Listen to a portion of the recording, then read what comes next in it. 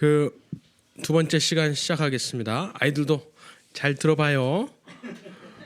알아듣는 내용이 나올 거예요. 여기 미국과 한국의 특별한 부르심인데 저 사진 혹시 좀 특이하죠? 저 사진 어디서 나왔는지 아세요? 저게 한반도 사진인데 북한이 저렇게 밝지 않잖아요.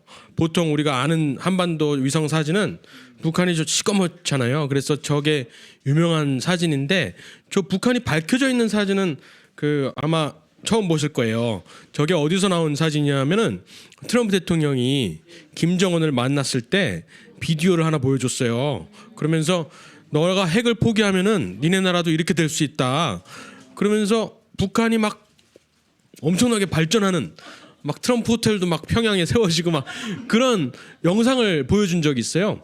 그때 저 장면이 딱 지나가는 거를 그게 이제 저 너무 가슴이 뜨거워져서 딱 캡처해 놓은 거예요. 언젠가는 저런 날이 올 거라고 생각을 하고 하나님이 분명히 저런 날을 위해서 준비하고 계신데 하나님은 준비가 다 끝나셨는데 우리 교회가 한국 교회가 준비가 안 돼서 아직까지 저 날이 안 왔다고 이렇게 생각이 들어요. 그래서 오늘 내용이 이제 저 북한의 환하게 밝혀진 모습을 꿈꾸는 그런 내용입니다. 잠깐 기도하고 시작하겠습니다. 현성아, 현이야, 얘들아 기도. 하나님 아버지 감사합니다. 미국을 하나님께서 특별히 선택하시고 선교하는 나라로 지금까지 오랫동안 사용하여 주심에 감사드립니다.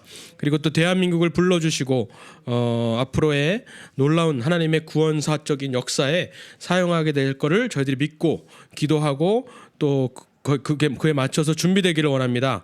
하나님 오늘 내용을 통해서 통일한국을 꿈꾸고 통일한국을 넘어서 중국과 회교권에 복음이 전파되는 그날을 준비하는 저희들 될 수 있도록 좀 축복하여 주시옵소서. 감사드리며 예수님 이름으로 기도했습니다. 아멘.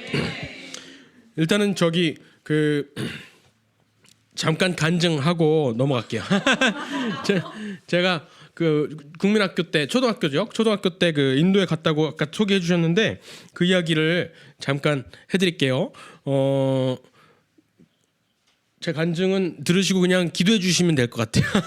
기도를 부탁하는 차원에서 이제 간증을 하는 겁니다. 95년도에 제가 이제 인도로 갔어요. 부모님은 한국에 계셨고 의사 선생님이시고 두 분 다.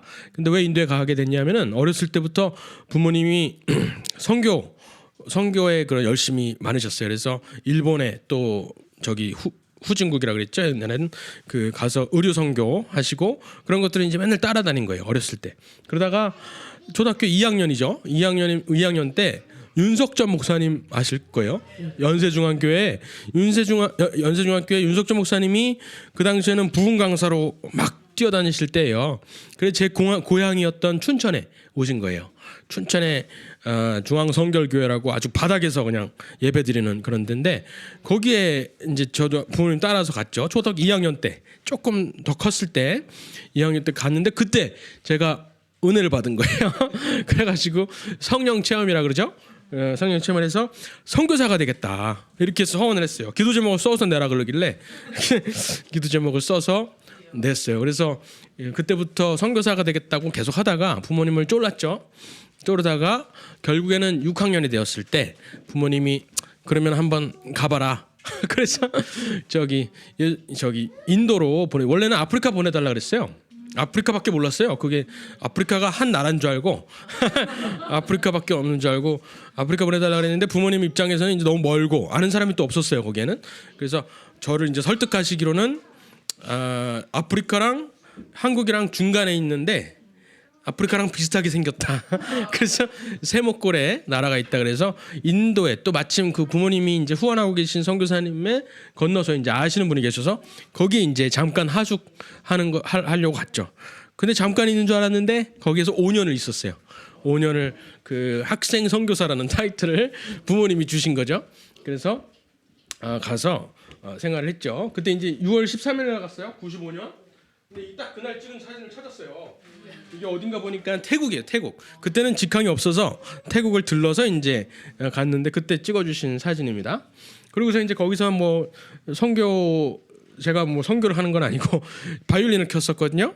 바이올린을 이제 키면은 마을 동네 사람들이 막 몰려들어요. 그러면 이제 선교사님이 말씀을 전하고 그런 식으로 이제 활동을 하고 또 그 한국에서 팀이 오죠. 그 대학생들이 단기 선교라고 많이 오죠. 그러면 이제 제가 여기 왼쪽에 까만 친구는 이제 한창 사춘기 접어들었을 때 그러면 이제 제가 이렇게 뭐라 그러죠? 인도하고 인솔하죠. 인솔하고 그러면서 이제 지냈습니다. 2000년까지 지내다가 뭐 그냥 어려운 환경에서 그냥 버티면은 그게 선교인 줄 알았던 거죠. 그러다가 중간에 잠깐 왔을 때고요. 거기서 또 뭐 했냐면은 그 마더 테레사 아시죠? 마더 테레사가 했던 그 사역이 뭐였냐면은 죽는 사람들, 그러니까 죽는 사람을 살리는 게 아니에요. 완전히 이미 가망이 없어요. 죽는 사람들을 그냥 임종만 지켜주는 거예요. 대신에 이제 돌아가시기 전에 속삭이는 거죠. 예수님 믿으시라고 속삭이는 그 사역을 처음으로 시작했고 아직까지도 그게 있는데 그게 이제 칼리가 홈 포 더 다잉이에요. 죽는 사람들의 집 해서 죽음의 집인데 거기에서 이제 봉사 활동을 했어요. 근데 이제 거기 전 세계에서 그 자원봉사자들이 옵니다. 볼런티어들이 마더 테레사가 유명하니까. 근데 제가 제일 어린 애인 거예요. 전부 다 대학생들이 오는데 저는 이제 중학생 우리나라 나이로 중학생이 오니까 중학생한테 이제 죽는 사람들을 보살피게 하는 거는 윤리적으로 안 맞다 그래서 저는 이제 거기서 설거지하고 청소하고 그러면서 이제 봉사 활동을 했습니다. 그리고 이제 3년 동안은 저기 선교사님들 집에 살았어요. 선교사님들 집에 살았는데 마지막 2년은 학교 선생님 집에 살았어요. 근데 선교사님들이 이제 막 한국으로 가시고 막 하면서 학교 선생님 집에 살았는데 학교 선생님이 그 아주 독실한 그 힌두교 집이었어요. 그래서 집에다가 이런 무시무시한 신을 모셔놓는 거예요. 빨리 넘길게요. 무서우니까. 근데 그 방이 이제 없는 거예요. 근데 방이 딱 하나가 남았는데 저 신을 모셔놓는 방이에요.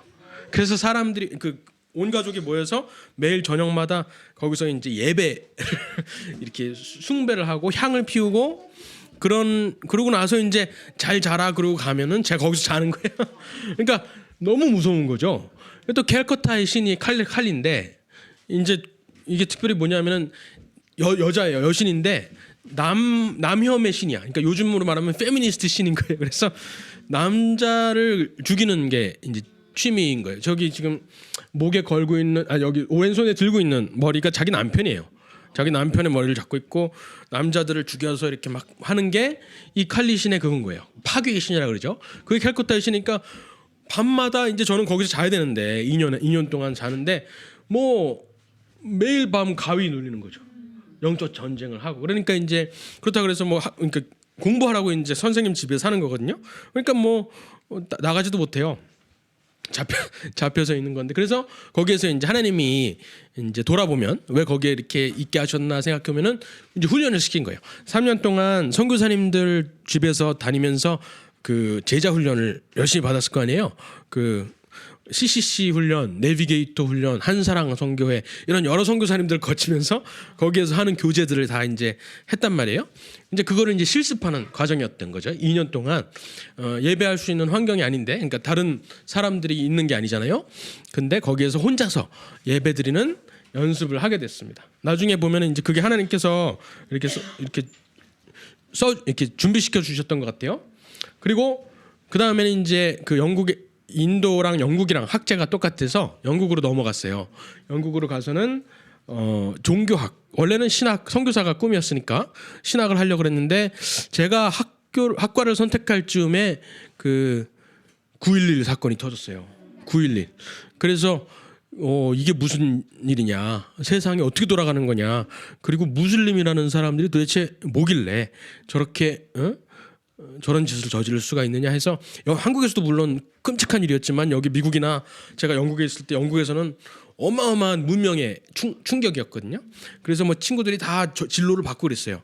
그래서 저도 신학을 하고 이렇게 선교사가 되는 것도 물론 그 마음은 있지만은 세상이 어떻게 돌아가는지 좀 배워야 되겠다. 그리고 무슬림 이슬람이 뭔지 배워야 되겠다 해서 신학이 아니라 종교학을 선택을 했죠. 적을 알아야 적을 지피지기 백전백승이라고. 그래서 이제 이슬람을 같이 배울 수 있는, 유대교랑 같이 배울 수 있는 종교학을 선택해서 들어갔습니다. 그리고 이제 거기서 전쟁학, 우리나라로 치면은 국제정치학이에요. 그런 것들을 배우고 한국에 와서는 군대 가서 이제 파견 그 레바논에 파견 갔다 오고 또 석사를 졸업하고 나서는 중동이랑 아프리카에서 이렇게 분쟁 지역에 파견 나가서 그 구호 활동을 했습니다. 이제 그때 생각은 이제 한 손에는 성경을 가지되 한 손에는 신문을 가지고 세상의 정세를 성경으로 해석하고 하나님이 어떻게 이 세상을 움직이시고 아까도 이제 말씀드렸지만 맨 마지막에 종말까지 선교 구원하시는 그 역사를 쓰셔 나가는지 그걸 알아봐야 되겠다라는 생각이었어요. 그러다가 이 아프리카에서 이제 특히 그 선교가 아니라 구호 활동을 하는데 제가 항상 그 아프리카에 가서 하는 말은 우리 구호 활동가들이 다 하는 말이에요. 뭐냐면은 우리가 그러니까 보통 생선을 잡아주는 게 아니라 생선 잡는 법을 가르쳐 주라 그러잖아요. 그래서 결국에는 여러분들이 그러니까 주민들이 직접 일어나서 그 나라의 가난이라든가 빈곤이라든가 분쟁이라든가 이런 것들을 해결해야 됩니다. 언제까지나 외국 사람들한테 의존할 수 없습니다. 이런 말을 해요. 하여튼 우리가 보통 다 하는 얘기죠. 근데 그때 그 전에도 이제 그런 생각이 있어서 그랬는지 몰라도 그 중에 어떤 한 명이 주민 한 사람이 일어나가지고 그러냐고 그러니까 막 악의적으로 말하는 게 아니에요. 그냥 순수하게 물어보는데 저한테 그러면은 당신 한국 사람인데 한국에 보면은 그 노스 코리아에 북한에 엄청나게 많은 사람들이 죽어가고 있다고 들었는데 혹시 당신은 북한을 위해서 무엇을 하고 있습니까? 이렇게 물어보는 거예요. 그러니까 뭐 악의를 가지고 얘기한 게 아닌데도 저한테는 엄청난 충격이었고 찔림이었죠. 그렇네. 한국인이라면은 당연히 북한 사람들을 생각을 하고 우선적으로 보살펴야 되겠다라는 생각이 든 거예요. 그런데 그때 또 하나 떠올랐던 생각이 있어요. 제가 요만할 때 그리고 인도에 가기 전 그러니까 2학년, 1학년, 2학년 요때 초등학교 때 한 가지 생각이 났어요. 이게 뭔지 아세요 혹시? 이게 풍선인데 빨간 풍선 삐라죠 삐라. 이거를 그 강원도에 제가 춘천 사람이에요. 춘천에서 이거를 헬륨 가스를 넣어요. 그럼 이렇게 뿡 이렇게 되잖아요. 여기다 구멍을 하나 뚫어서 날려보내면 북서풍이 부는 날 날려보내면 북한에 떨어지는 거예요. 구멍을 안 뚫으면은 저기 만주까지 가고 구멍을 뚫어야 떨어지는 거예요. 그거를 이제 저희 부모님이랑 했던 기억이 나는 거예요. 부모님이 항상 어렸을 때 저를 데리고 제 임무는 뭐냐면은 그 전화를 그 날씨 예보하는 그 번호가 있어요. 112처럼 거기 전화 걸어서 오늘 날씨가 북서풍이다. 그러면 이제 부모님한테 오늘 밤에 오늘 밤에 해도 된다고. 그러면 이제 부모님이 알았다고 조용히 하라고 비밀이니까. 왜냐면 그때도 북한에 뭐 이렇게 하고 그런 거 금지돼 있었어요. 지금은 이제 다른 이유로 금지돼 있었지만 그때는 이제 공산주의자들일까봐 이제 했는데 그래가지고 몰래 야밤에 가서 아버지가 헬륨가스를 넣고 어머니가 이걸 붙여요. 그럼 제가 구멍을 뚫어서 보내는 거예요. 구멍을 뚫는 게 제일 중요한 거라고 이제 부모님은 저한테. 왜냐하면은 북한 사람들이 이걸 짓기 전에 제가 마지막으로 만지는 거예요. 그러니까 이제 너가 기도를 해야 이게 제대로 보입으로 들어가는 게 아니라 주민들이 딱 잡고 이걸 하나하나 읽어서 예수님을 믿게 된다라고 이제 어렸을 때 그렇게 말씀해 주신 게 나중에 기억이 나는 거예요. 그래서 요즘에는 이제 풍선은 풍선이고 풍선 밑에다가 막 주렁주렁 달잖아요. 근데 이거는 초창기에 진짜 보급만 있어요. 다른 선전물이나 USB 이런 거 없이 그냥 말씀만 쭉 적어놓은 거예요. 사복음서 이런 것들 이렇게 있는데 여러 가지 버전이 있어요. 근데 보통 다 빨간색이에요. 눈에 띄어야 되니까. 그래서 이게 과연 북한으로 가는 건지 뭐 많은 건지 몰랐죠. 근데 나중에 그때가 90년대 초인데 나중에 90년대 말에 북한에서 오신 탈북자분들이 얘기를 해주시는 거를 들은 거예요. 그 이삭 선교사님이라고 모퉁이돌 선교회 그분이 이제 이걸 알려주셨는데 그 보입에서 당국에서 이런 얘기가 마을에 왔다는 거예요. 빨간 풍선을 줍지 말라. 빨간 풍선 주우면은 끌려간다. 이런 소문이 그냥 퍼진 거예요. 그러니까 이게 효과가 있다라는 게 증명이 된 거죠. 지금 뭐 이거 말고도 뭐 많은 지하교회 그 성도님들이 계시죠. 중국을 통해서 들어가시는 많은 분들이 계십니다. 어쨌든 이런 경험들을 통해서 하나님이 북한에 대한 마음을 계속해서 키워주시고 준비시켜 주셨던 것 같아요. 그래서 북한에 대한 마음이 점점 커져서 결국 제가 이제 그 월드비전이라는 단체에 속해서 일하고 있었는데 그만두고 한국에 왔습니다. 한국에 와서 북한학을 공부를 했어요. 북한학을 공부하면은 박사과정인데 당연히 북한을 어떻게 무너뜨릴지를 공부하는 줄 알았어요. 그럴 거 아니에요. 북한은 당연히 무너져. 우리 주민들을 포로로 잡고 있는 거나 다름없으니까. 근데 그게 아니더라고요.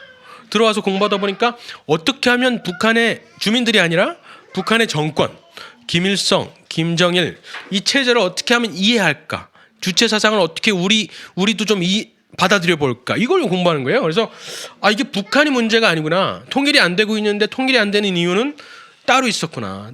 나만이 정체성이 흔들리고 있기 때문에 대한민국의 정체성이 흔들리고 있기 때문에 오히려 지금 통일되면은 적화 통일이 되겠구나 싶은 거예요. 그래서 북한 문제가 아니라 지금 남한 문제다, 대한민국 문제다 해서 트루스 포럼이라는 활동을 시작했어요.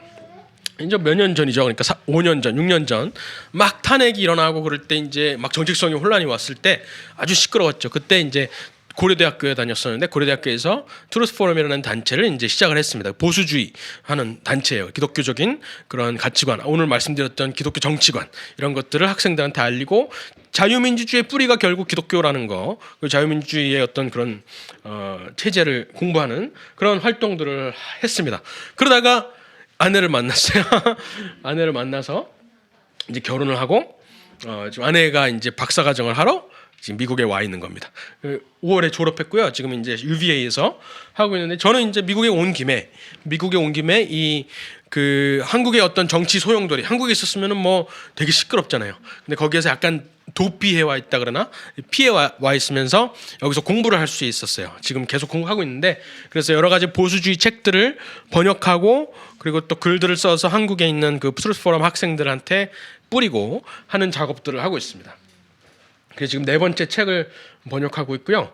Samizdat Korea. Samizdat가 옛날에 공산권 치하에서 동유럽의 공산권 지하에서 비밀리에 읽히던 그 문헌들입니다. 자유 문헌들, 뭐 솔제니친의 소영석 군도라든가 이런 책들 그런 게 이제 사미자트인데 지난 한 6년인가요? 5년 동안 우리나라도 좌파 강점기를 겪었잖아요. 그 동안에 이 사회주의 체제라고 생각을 하고 그런 체제 하에서 개개인이 자유를 꿈꾸는 일을 해보자 해서 사미자트 코리아라는 그 블로그를 지금 운영하고 있습니다. 오늘 아까 한 얘기도 그렇고 오늘 이제 지금 한 얘기도 다 그 사미자트 코리아의 글로 정리가 돼 있어요. 나중에 보시면 좋고요. 그래서 제가 이제 내리는 뭐랄까 그 기독교 정치학 혹은 기독교 세계관의 정치에서의 결론은 이 사람의 건국이 있고 하나님의 건국이 있다 이겁니다. 아까 하나님의 건국, 하나님의 어떤 심판이라든가 하나님의 언약을 성취하고 구원사적인 역사를 만들어 나가는 그러한 나라, 그러한 민족이 있는 반면에 사람의 건국, 사람대로 사람 뭐죠? 하나님을 대체하고 유토피아를 이 땅에 건설하려고 그러고 우리의 이름을 내서 하나님의 문화 명령을 거역하려는 그런 정치가 있다. 이게 이제 점점 공부하면 할수록 뚜렷해지는 거예요. 그렇다 그래가지고 딱 그 미국은 뭐 성경적 정치를 하고 있다. 이게 아니죠. 미국 안에 완전히 그 인본주의적인 그런 것도 있고 파운딩은 건국 자체는 기독교적인 건국이 있었지만은 그 이후로 많이 변질되고 위기에 봉착하고 하면서 사람의 건국과 하나님의 건국이 계속해서 부딪힌다라는 생각을 하게 됐습니다. 그래서 점점 이 성경적인 정치관을 확대해 나가는 기독교인들이 이걸 깨닫고 그냥 교회 안에서만 이렇게 머무르는 것이 아니라 혹은 사회에서 뭐 봉사활동 정도로 머무는 것이 아니라 정치, 사회 영역 모든 영역에서 하나님의 그 왕국의 영역들을 확장해 나가는 그런 역할들을 해야 되겠다라고 이제 생각을 하고 있는 것입니다.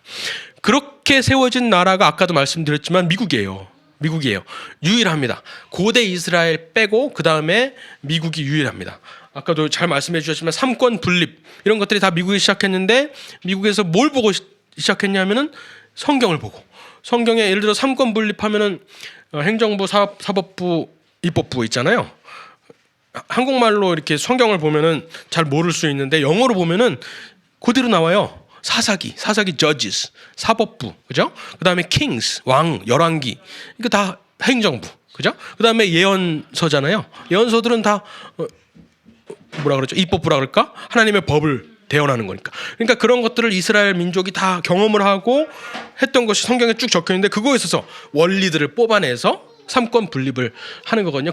이런 얘기들이 다 그 당시에 토론 기록을 보면 다 나와 있습니다.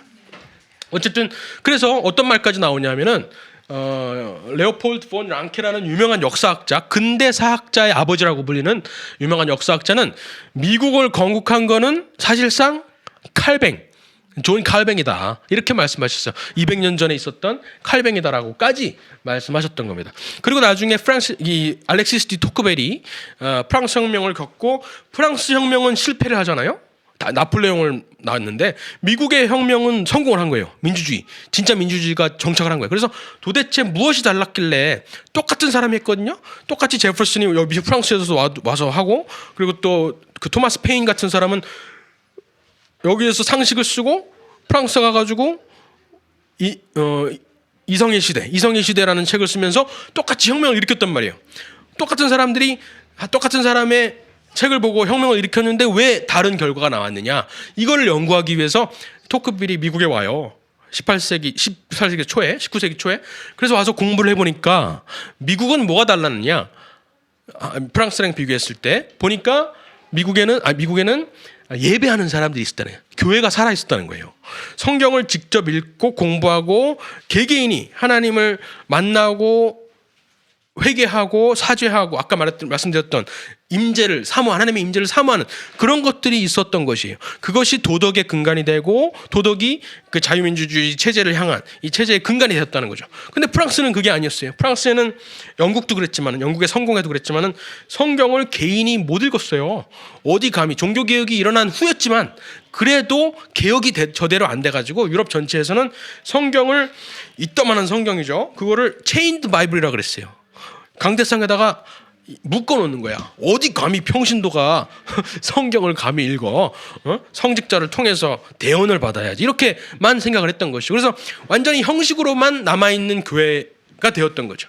개개인이 하나님을 알아가는 것이 아니라, 그러니까 양심을 깨우는 것이 아니라. 그러다 보니까 오히려 종교는 정부와 결탁을 해서 사람들을 탄압하는 도구로밖에 사용이 되는 것이 아니에요. 그러니까 거기에서 혁명을 하니까 왕을 뒤집는 것 정도가 아니라 왕을 끌어내리는 것과 함께 교회를 끌어내리는 게 된 거예요. 그래가지고 프랑스 레볼루션 이렇게 치면은 디크리스천나이제이션, 그러니까 비기독교화, 기독교 청산이 연관 검색어로 나와요. 근데 미국 혁명은 완전히 다른 거였죠. 미국 혁명은 오히려 그런 정부의 영향력을 벗어나서 여기서 예배할 자유를 위해서 나라를 세운 거예요. 예배할 자유를 보존하기 위해서 나라를 세운 게 되는 거죠. 그러니까 완전히 똑같은 민주주의지만 완전히 다른 민주주의. 하나는 인민 민주주의고 하나는 자유민주주의가 되는 것입니다. 그게 이제 남북한도 딱 갈리죠. 어쨌든 그러니까 자유민주 정치는 도덕성 없이는 불가능한 것인데 뭐도덕성은 종교, 신앙, 교회가 없이는 불가능한 것이다라고 이 토크빌이라는 세속학자가, 물론 기독교인이었지만 일반 정치 철학에서 배우는 책이거든요. 세속학자가 깨달은 것이죠. 놀라운 사실이죠. 그런데 그렇게 세워진 나라인데 한 가지 큰 함정이 있었어요. 큰 위기에 봉착하게 됩니다. 뭐죠?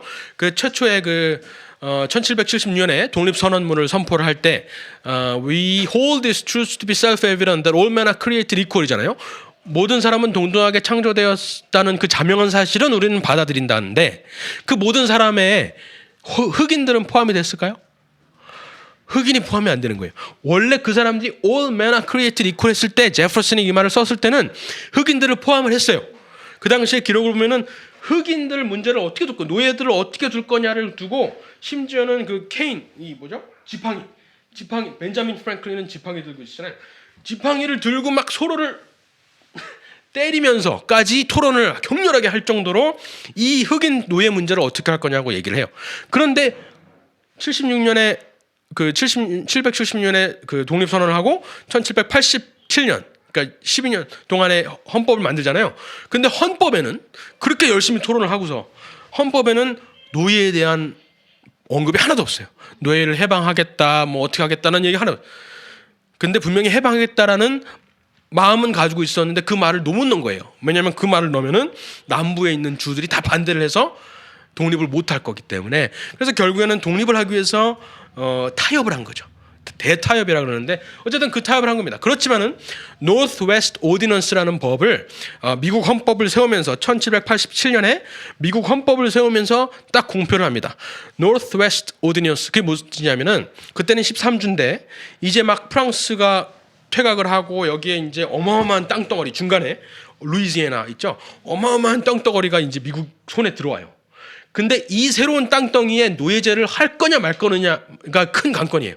그런데 노스웨스트 오디넌스가 뭐냐면은 이 나라를 세울 때 1787년에 헌법을 만들 때 새로 생기는 미국 땅 노스웨스트 지역에는 절대로 노예제를 두지 않겠다라는 법을 못으로 박아요. 그러니까 이 all men are created equal 했을 때 그 all men에는 원래는 흑인들이 포함이 되어 있었던 모든 사람이 진짜로 포함이 되어 있었다는 거예요. 그런데 1780년에 헌법을 만들고 시간이 지나면서 한 50년이 흐를 쯤에 돌아보니까 완전히 그 방향하고는 노예들을 해방시키려는 그 방향하고는 반대로 가고 있었던 것이 드러나요. 예를 들어서 노예제가 더 커진 거예요. 노예제의 인구가 기하급수적으로 늘어가지고 되돌릴 수가 없는 지경까지 이런 것이죠. 그러니까 건국의 정신과 반대되는 방향으로 가고 있었다는 거예요.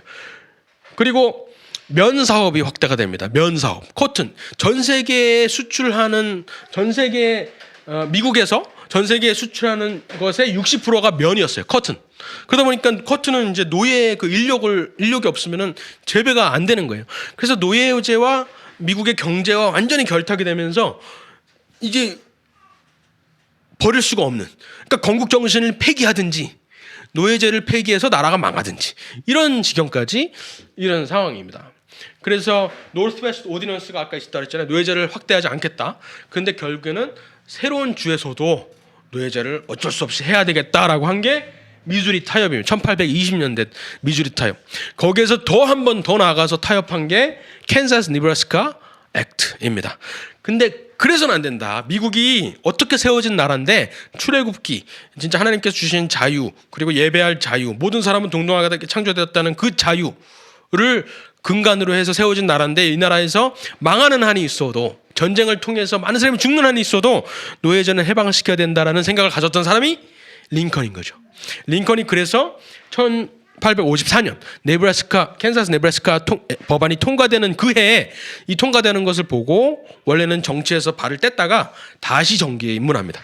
그래서 일리노이주에서 정치 변호사 그 사무실을 버리고 다시 정계에 뛰어들었을 때 이 링컨 뒤에서 링컨을 지지했던 사람들이 미국에 남아있던 기독교인들이었어요. 기독교인. 바로 리버티 벨이라는 것을 이 사람들이 기억해낸 거예요. 리버티 벨이 1776년 독립선언을 했을 때 그때 짱 울렸다라는 전설이에요. 사실을 보면 이제 거짓말 아니고 전설이죠. 그래서 어쨌든 그런 얘기가 있어요. 그때 울렸다라는 얘기가 있는데 그때 울렸을 때 저 깨진 거예요. 깨져가지고 지금 필라델피아에 저기 유명하게 있잖아요. 리버티 벨이라고.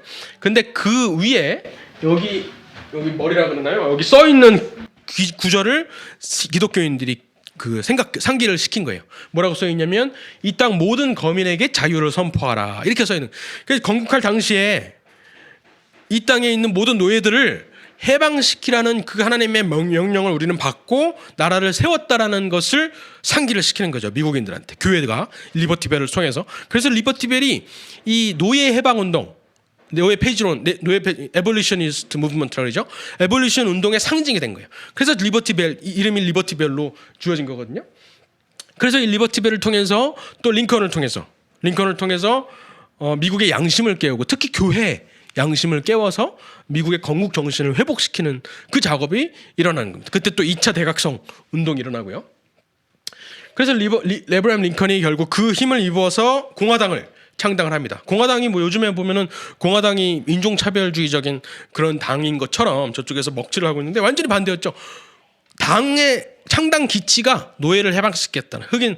그리고 실제로 그 역사를 봐도 민주당은 계속 뭐 공민법이라든가 이런 것들을 계속 반대해 왔고 여성 참전권이요 다 반대해 왔지만은 공화당에서 먼저 했죠. 최초의 흑인 의원도 다 공화당에서 먼저 나왔고 공화당에서 먼저 공민권도 통과시켰고 대부분 그랬습니다. 어쨌든 그래서 결국에는 그 링컨이 전쟁을 치르면서까지 현성이 좋아하는 링컨 나왔다 이제 그지? 링컨이 전쟁을 치르면서까지 노예를 해방시킵니다. 놀라운 일이에요. 불가능한 일이었어요. 그러니까 노예를 해방시킬 거면 이 유니언, 이 남북 간의 유니언이 깨질 수밖에 없었어요. 깨질 수밖에 없었어요. 그런데 유니언도 보존을 하고 노예도 해방시키는 것, 이거는 그때 누구도 가능하다고 생각하지 못했습니다. 지금 예를 들어서 우리나라를 보면은 북한의 핵을 해결하면서 통일을 하는 것, 이거 불가능하죠.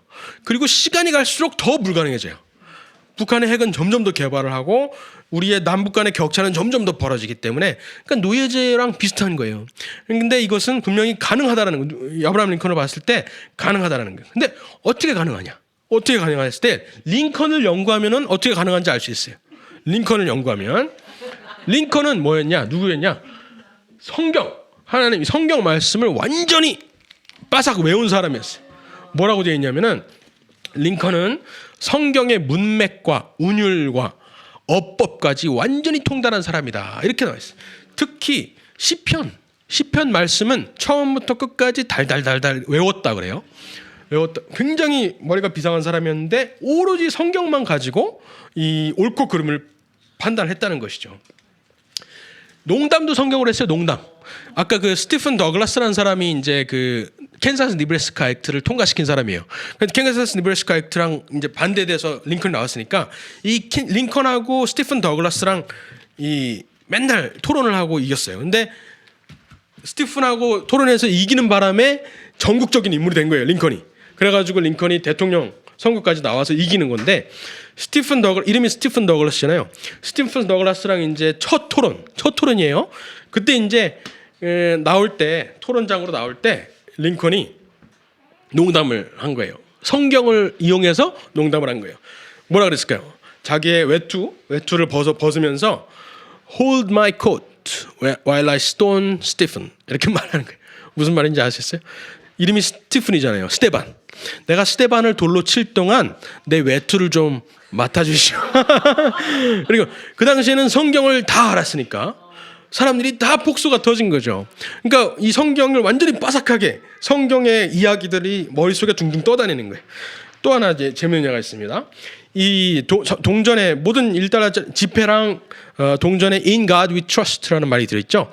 그게 이제 링컨이 처음으로 1센트에다가 넣은 거예요. 이 넣은 것도 놀랍지만은 이것을 이제 내각에서 이거를 동전에다 했는데 지폐에다도 넣읍시다.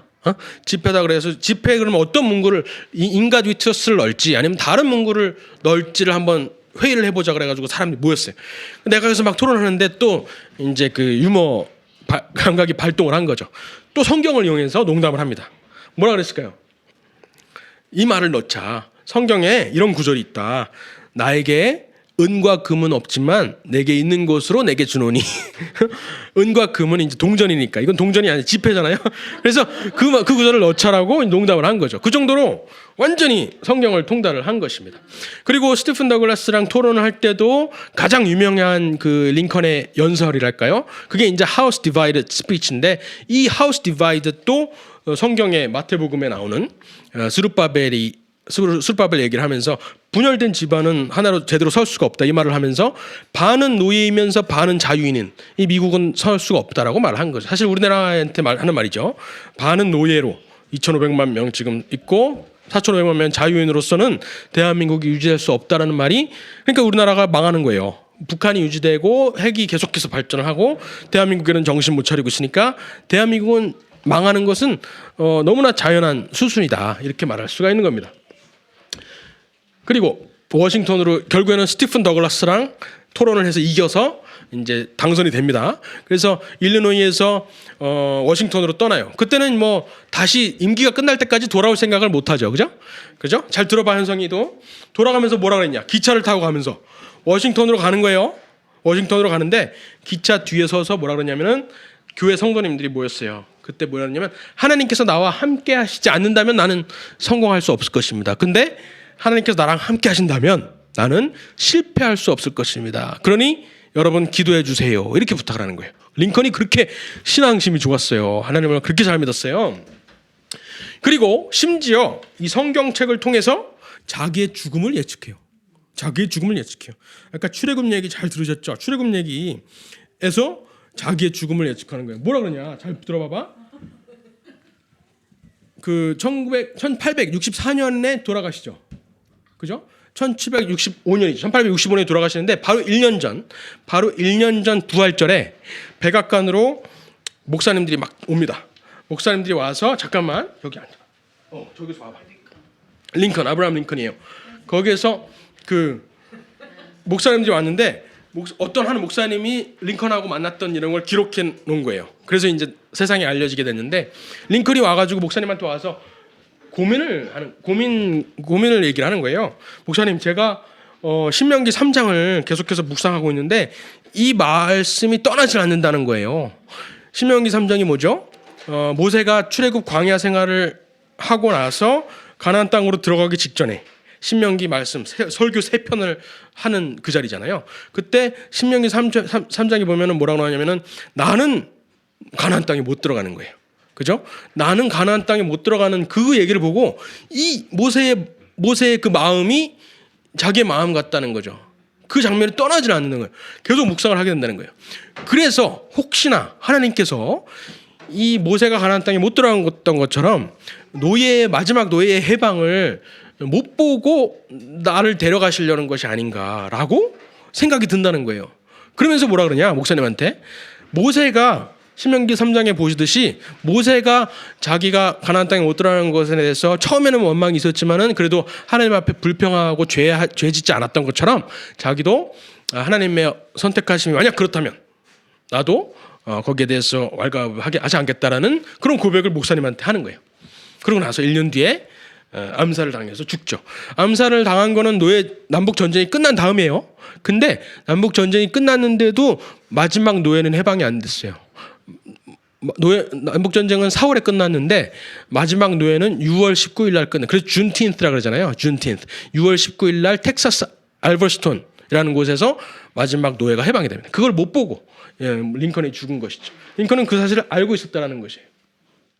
그리고 전쟁 도중에 금식과 겸비와 기도의 날, Day of Humiliation, Fasting and Prayer를 회복을 시킵니다. 원래 일대 대통령 워싱턴 대통령 때부터 있었던 전통인데 제퍼슨 대통령이 약간은 날라리 신자였거든요. 그래서 그거를 전통을 폐지했는데 링컨이 다시 살린 거예요.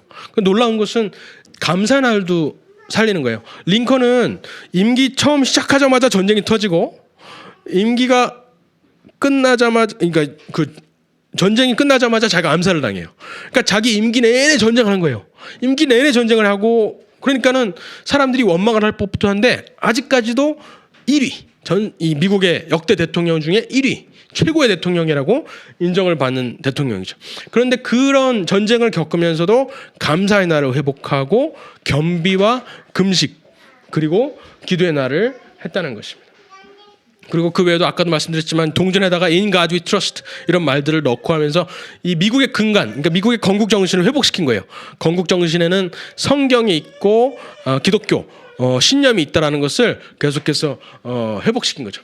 그리고 여러분 그 링컨 메모리얼에 들어가면은 왼쪽에는 게티즈버그 연설이 있고 오른쪽에는 2차 취임식 연설이 있어요.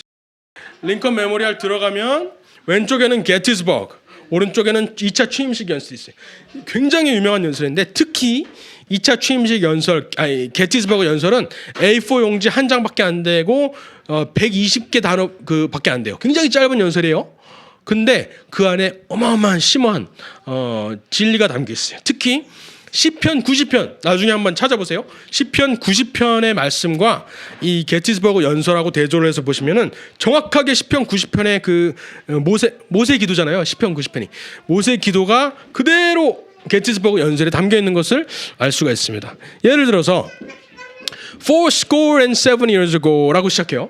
Fourscore and 7 years ago our forefathers brought forth on this continent a new nation 이렇게 시작하는데 fourscore가 뭘까요? score는 20년을 뜻해요. 20년. 옛날 영어예요. 옛날 영어. 그러니까 4score 하면 80년이죠. 그리고 7 years. 80년 하고도 7년이 지나고 있다. 그러니까 거슬러 올라가면은 87년은 저는 언제예요? 1776년. 미국이 독립을 선언했을 때 그때부터 지금 여든하고도 7년이 지나고 있다라고 말하는 거예요. 근데 왜 87 years ago 이렇게 말하지 않고 왜 407 years ago라고 했을까? 이게 궁금한 거예요. 그랬을 때 시편 90편에 나오는 표현이 바로 4score였던 거예요. score라는 표현이 그냥 옛날 언어라고 지금 미국에서는 가리키는데 옛날 언어 그냥 옛날 언어가 아니라 킹 제임스 성경하고 제네바 성경에서 썼던 표현인 거예요. 스코라는 표현은 다른 데 나와 뭐 셰익스피어에 나오거나 그러잖아요. 그 표현은 킹 제임스 성경하고 제네바 성경에 나오는 거예요. 그러니까 링컨이 읽었던 성경에 나오는 거 그 당시 사람들이 읽었던 미국인들이 읽었던 성경에 스코어라는 표현은 시편에 제일 많이 나오고 특히 4score는 시편 90편에 나오는 거예요. 근데 그 시편 90편에 무슨 내용이 있느냐고 하니 사람의 연한이 70년이요. 강건하면 80이라도 이때 4score라고 쓰는 겁니다. 그러니까 4score and 7 years ago라고 말할 때 모든 사람들이 그 당시에 지금 사람들은 모르지만 그 당시 사람들이 딱 들었을 때는 시편 90편이 떠오르는 겁니다. 80년 하고도 7년이 지났어? 그러면 인간이 강건하고도 살 수 있는 연한이 80년이라 그랬는데 그것보다도 7년이 지난다는 거야? 그러면 인간이 할 수 있는 한계를 벗어난다는 거야? 이런 말을 하고 있는 거예요. 이 4score라는 말에서 이 나라가 87년이 돼가면서 우리 인간이 보존할 수 있는 능력을 벗어났습니다라고 고백을 하는 거예요. 그렇기 때문에 우리는 하나님의 섭리 앞에 다시 굴복하지 않을 수가 없습니다라고 말을 하는 겁니다. 모세의 기도가 그랬어요. 모세의 기도가 우리의 연한이 이만큼인데 그리고 나는 더 이상 늙고 죄를 지어서 못 넘어가는 가나안 땅으로 못 들어가는데 이 우리가 지은 40년 동안 우리가 배워온 구림기둥과 불기둥 밑에서 배워온 이 40년의 성막을 모셔놓고 이 배웠던 이 정치, 철학, 통치, 학 이것을 우리가 잊지 않게 해주세요. 우리가 보존할 수 있게 해주세요. 이것은 더 이상 우리 힘으로 안 돼요. 하나님한테 맡기는 그 기도를 마지막에 우리 손의 행사를 주님 앞에 드립니다. 우리 손의 행사를 경고케 하소서. 우리 손의 행사를 두 번 연속 간곡하게 부탁하면서 90편이 끝나거든요. 그 마음을 지금 게티스버그 연설에 담고 있는 겁니다. 이게 첫 문단만 그렇고 뒤에는 맨 마지막에 제일 유명한 말이 저거죠. This nation under God shall have a new birth of freedom and that the government of the people by the people of the people. 이게 제일 유명하죠. 그죠? 국민에 의한, 국민을 위한 이 정부를 세우겠다. 이거 여기도 다 성경에서 나오는 그런 구절들입니다. 요즘에 이제 교과서에 보면 이런 거 다 성경에서 나왔다는 거는 다 안 가르쳐 주죠. 그리고 오른편에 딱 링컨 메모리얼 오른편에 가면은 2차 취임식 연설인데 2차 취임식 연설 그러니까 게티스버그 연설을 하고 2년 뒤입니다. 그래서 이제 남북 전쟁의 승패가 갈렸어요. 아직 전쟁은 안 끝났지만 북부가 이길 것, 노예를 해방시킬 것이라는 것이 완벽해졌어요. 그러니까는 모든 사람이 기대했던 거예요. 2차 취임식 연설을 통해서 링컨은 승리를 선포할 것이다. 승리를 선포할 것이다라고 다 기대를 했어요. 근데 그게 아니라 이 짧은 연설 A4 용지 3장 정도 되는데 이 짧은 연설을 통해서 모든 남부에 있는 사람들까지도 그 마음을 완전히 회복시키는 거예요. 근데 여기에도 성경으로 완전히 점철이 돼 있어요. 성경의 한 장, 게티스버그 연설은 시편 90편 한 장을 그대로 카피했다면은 여기에는 성경의 어떤 학자들은 12개의 성경 인용까지 찾는데 보통 정확하게 성경을 인용한 것은 4구절을 인용을 해서 미국인들을 치유를 합니다. 일단은 우리가 남부의 사람들도 북부의 사람들도 똑같은 성경을 가지고 있었다 이런 얘기를 해요. 그러면서 남부의 사람들도 똑같이 우리와 똑같이 죄사함이 필요한 것이다라는 말을 하면서 완전히 그 당시에 70만 명이 죽었다 그러니까 어마어마한 거예요. 그러니까 뭐 폭탄이 있었던 것도 아니고 이 포덩어리 있잖아요. 쇳덩어리가 막 굴러다니면서 싸웠잖아요. 그때는. 그러면서 70만 명이 죽었다는 건 어마어마한 거예요. 1차 대전하고 2차 대전 때 죽었던 미국인들을 다 합해도 70만 명이 안 돼요. 어마어마한 사람들이 얼어서 죽고 이 포에 맞아서 죽고 한 거예요. 그러니까 모든 가족에 자기 아버지든 형제든 아들이든 다 죽었던 것이죠. 모든 미국인 가정에. 그러니까 그 상처를 어떻게 치유를 하겠어요? 특히 북부 사람들은 어떻게 보겠어요? 그런데 그것을 완전히 봉합을 시키는 거예요. 뭐를 통해서? 성경을 통해서 보존을 봉합을 시키는 겁니다. 그래서 결국에는 링컨이 했던 것은 무엇이냐면 그 원조의 미국 건국 정신을 회복시킨 것이죠. 우리 인간은 타락했기 때문에 서로가 견제를 해야 되고 상권 분립을 해서 통치를 해야 되고 하나님의 섭리를 의존해야 되고 그런 어떤 건국의 정신들을 이 리버티 벨과 아브라함 링컨의 리더십과 교회의 역할들을 통해서 회복을 했던 것입니다. 그러면은 미국이 그렇게 해서 보존되어 왔고 지금도 계속해서 우여곡절을 겪고 있지만 대한민국은 어떠냐 이거예요. 대한민국은 과연 미국처럼 그런 기독교적인 뿌리가 있었을까? 이것을 우리가 이제 고민을 해야 되는 것이에요. 고대 이스라엘 다음으로는 뭐 유럽에도 많이 있었지만 실패를 했고 미국에서 성공을 했죠. 그 다음에 우리가 고등 정신, 이 칼뱅의 고등 정신이라고 그러죠. 이것이 어디로 흘러갔을까를 우리가 생각을 해보면은 알 수가 있습니다. 아브라함 카이퍼 다 아시죠? 아브라함 카이퍼가 바로 그 내용을 가지고 프린스턴 대학교에 와서 1898년에 와서 강연을 합니다. 연강을 하는 거죠. 그게 유명한 칼뱅주의 강연이라 그래서 지금까지도 신학자들이 많이 공부하고 있는 책인데 거기에서 뭐라 그러냐면은 이스라엘에서 시작한 이 고등 정신, 이 정치 영역에서의 기독교 세계관, 이것이 이스라엘로 시작해서 유럽에 건너와서 자기가 네덜란드 총리였잖아요. 거기서 시도를 했다가 지금 미국으로 건너와 있다. 근데 이 미국으로 건너와서 동부에 있다가 지금 서구로 팽창을 해가지고 태평양 기슭까지 온 거예요. 캘리포니아까지. 그런데 여기에서 이 고등 정신이, 이 칼뱅의 정신이, 이 자유 문명이 어디로 갈지 경건히 기다리고 있다. 이런 말씀을 해요. 그게 끝이에요. 강연의 끝이에요. 어디로 갈지 모르지만 하나님의 섭리가 여기 분명히 있을 것이다. 이렇게 끝나는 거예요. 근데 그 프린스턴 대학에 10년 뒤에 누가 올까요? 이승만 대통령이 오는 거예요. 이승만 대통령이 그 프린스턴 대학교에 와서 칼뱅 기숙사에 묵어요. 그러니까 그 아브라함 카이퍼의 강연 때문에 칼뱅주의 붐이 일어요. 프린스턴 대학교에. 그래서 학생들이 십시일반 돈을 모아서 칼뱅 기숙사를 만들고 칼뱅 식당을 만들고 그러는 거예요. 거기에서 이승만이 숙박을 해결하면서 그 돈이 없었으니까 신학생들이 그 선교사들의 추천서를 받고 선교사들이 돈을 모아서 대학교랑 다르거든요. 아브라함 카이퍼가 와서 그 강연했던 데는 프린스턴 신학교고 이승만이 갔던 데는 프린스턴 대학교예요. 완전히 다르잖아요. 근데 프린스턴 대학교에 다니면서 숙박하는 거는 신학교에 가서 숙박을 한 거예요. 그러니까 신학교에 가서는 뭘 배웠겠어요? 실제로 그 신학 수강을 한 게 기록에 남아 있는데 칼뱅주의를 배운 거예요. 이 고등 정신을 그대로 배운 거예요. 그런데 놀랍게도 우리가 보통 이승만 대통령이 그 놀라운 고등 정신을 배워서 대한민국에 딱 강림을 시켰다라고 생각하면은 그러면 그냥 위에서 내려오는 어떤 위에서 강압적으로 내려오는 거니까 사실은 민주주의적인 절차가 아니라고 생각할 수가 있어요. 그런데 미국이 그랬듯이 미국이 아까 말했던 그 코네티컷주가 어떻게 시작했는지 말씀하셨잖아요. 출애굽기를 통해서 설교를 통해서 한국도 그런 역사가 찾아보면은 나온다는 거예요. 예를 들어서 최근에 막 발굴되는 그런 것들인데 함재봉 박사님이 한국 사람 만들기라는 대작을 쓰고 계세요. 지금 4권까지 마무리가 지난주에 4권이 나왔는데 3권이 뭐냐면은 친미 기독교파입니다. 한국에는 그러니까 이 함재봉 박사님은 다섯 개로 구분을 해요. 하나는 위정척사파, 친중이죠. 또 하나는 친일파, 개화파, 그리고 또 하나는 친미 기독교파, 그리고 친소 공산주의파, 북한이죠. 그리고 민족주의파, 인종적 민주주의. 북한은 이제 인종적 민족주의랑 공산주의랑 결합을 한 거죠. 어쨌든 한국 사람을 이렇게 5개로 나누는데 함재봉 목사님도 그렇게 말씀하시는 거예요. 자기가 처음에 시작할 때는 이 5가지의 한국 사람이 구분이 균등할 줄 알았대요.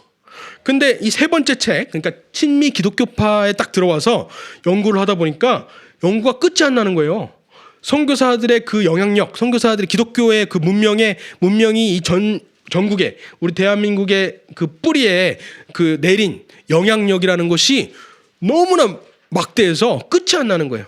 그래가지고 3권을 해서 끝나야 되는데 3권이 2개로 쪼개져 가지고 3권이 2권으로 나눠질 정도로 계속해서 불어나는 거예요. 그래가지고 잠깐 접고 지금 사권을 지금 7개합화 먼저 하고 나중에 돌아오겠다고 이런 식으로 하고. 그러니까 여기서 연구하다 보니까는 대한민국의 성립에 있어서 기독교의 영향력이라는 게 막대하다는 것을 발견하게 되는 거죠. 그러니까 우리 기독교인 입장에서는 미국이 그랬던 것처럼 대한민국의 뿌리에도 기독교적인 뿌리, 이 성경을 근본으로 한 뿌리가 확실하게 있다는 것을 계속해서 발굴해내서 그것을 사회에다가 알려야 되는 그런 역할이 있는 것입니다.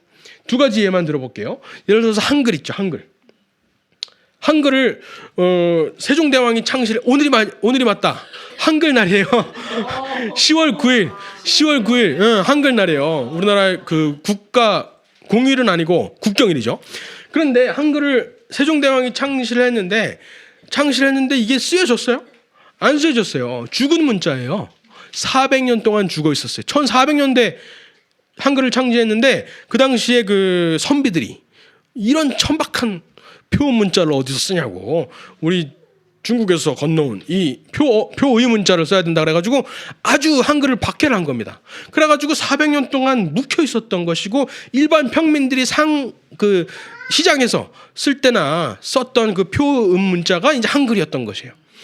그런데 이 한글을 재창제한 게 바로 선교사들인 거예요. 특히 로스 선교사가 스코틀랜드 출신의 로스 선교사가 원래는 중국 선교사예요. 그런데 중국에 가서 만주에서 활동을 했는데 대한민국에는 한국 한반도에는 들어오지도 못해요. 근데 거기에서 조선인을 만난 거예요. 서상륜, 서경조 이런 사람들을 만난 거예요. 그래가지고 한글을 배웠는데 한글이 놀라운 거예요. 놀라운 표음 문자로서, 중국은 표음 문자잖아요. 일본도 약간 표음 문자로 섞여 있고, 그래가지고 이 일반인들이 사용하는 언어로 성경을 번역해야 되는데 미국 이 구텐베르크를 통해서 기독교가 유럽에서 번창할 수 있었던 이유가 일반인들의 언어, 일반인들 커먼 랭귀지로 뭐 독일어라든가 영국어라든가 원래는 라틴어로밖에 없었던 거를 일본어로 배포를 할 수 있었기 때문에 기독교가 성장하는 거잖아요. 그래서 성교학적으로 봤을 때 이 중국이랑 한반도에도 이 표음 문자를 통해서 전파가 돼야 되는데 지금까지 그게 없었던 것인데 이 한국 사람, 조선인 사람들이 와가지고 가르쳐주는 문자를 보니까 완전히 그 vernacular language, 언문이거든요. 딱 필요한 언어인 거야.